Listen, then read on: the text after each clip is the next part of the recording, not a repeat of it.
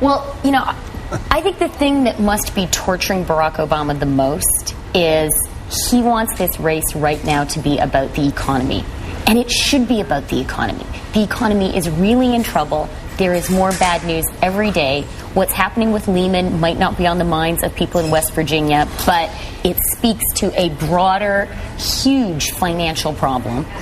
And he should be able to be going out there and running an It's the Economy Stupid campaign and doing fabulously well with it. His problem is what we're focused on, what's in the headlines, what everybody is talking about is this stuff about character and personality and lipstick on pigs and gender and who's a real American.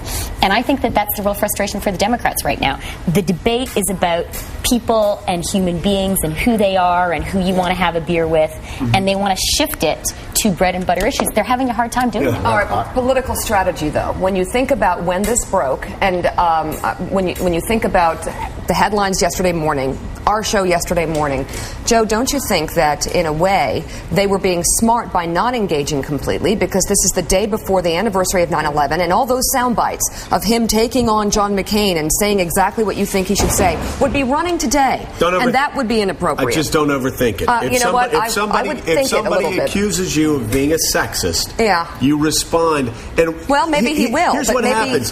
He's got some elegant if you timing respond here. in a smart, savvy, Mike Barnicle, if you respond in a smart, savvy political way, and you take a stupid attack, like we all agree, this is a stupid attack, and you turn it around on the person who's attacked you, this morning we would all be laughing at John McCain.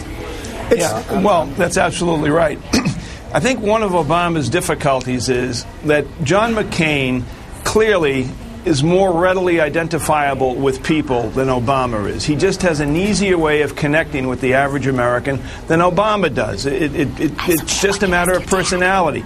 So what Obama's got to do, clearly, is take something like the lipstick comment, use the comment as a switchblade, and go to Ohio, go to Michigan, go to Pennsylvania and say, you know, they made a big deal about the lipstick comment. The problem is a lot of people who used to wear lipstick in this country can't wear lipstick because you don't smile anymore, because you lost your job and you're on the verge of losing your house. And who can smile about that? Yeah, exactly. That's what I'm talking about. Just say? Was it Patsy Cline had a song called Smile or whatever, when your heart's breaking or whatever? Patsy Cline. Seriously, you get an old shticky song, you have these stupid statements coming out, you juxtapose it with how serious things are in the country, and you in effect turn John McCain and his campaign into I think that's risky. punchline. I'm sorry, these are serious times.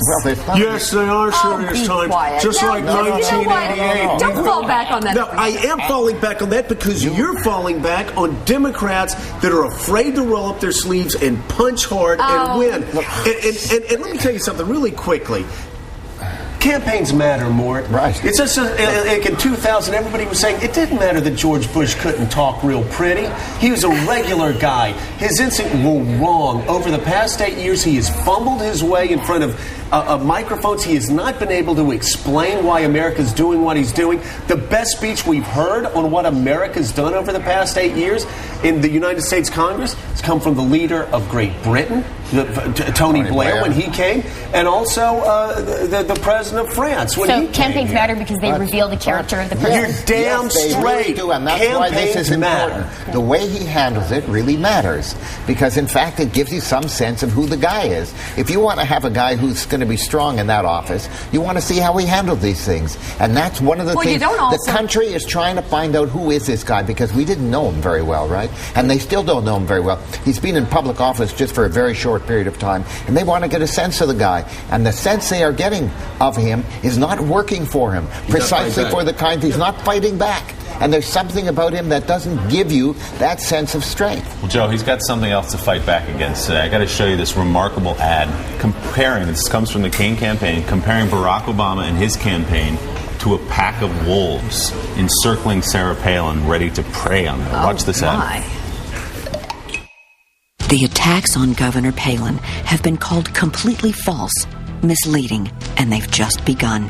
The Journal reports Obama airdropped a mini army of 30 lawyers, investigators, and opposition researchers into Alaska to dig dirt on Governor Palin. As Obama drops in the polls, he'll try to destroy her. Obama's politics of hope? Empty words. I'm John McCain, and I approve this message. Christy, the amazing thing there is the McCain campaign goes on the attack, and then they put out an ad the same day saying they're the ones that's being attacked.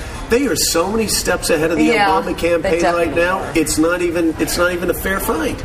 Yeah, I think that's absolutely right. And I think that what has happened is the McCain campaign has figured out that attacks on Sarah Palin are fantastic for the Republicans. Yes. Absolutely. Did you see what wonderful. the Democratic head of South Carolina said yesterday about her?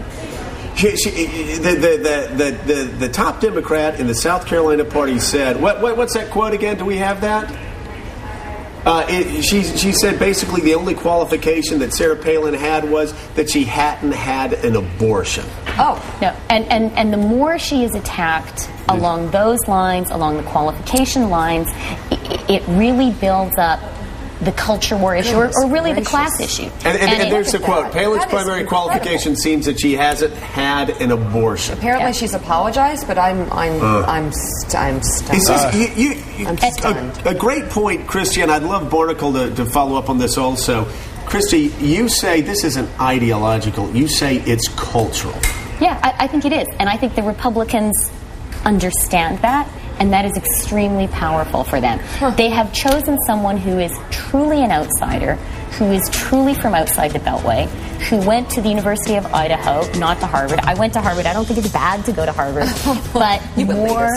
Well, yeah, but it is. Those are elite institutions, and they change your worldview, and they change where you come from. Yes. And I think a lot of Americans really identify with the world that Sarah Palin has very genuinely inhabited. And when she gets attacked, and when people in the media, Democrats say, she doesn't have the qualifications, she's not one of us, she can't lead this country, I think a lot of people in America say, you know what, that's insulting me.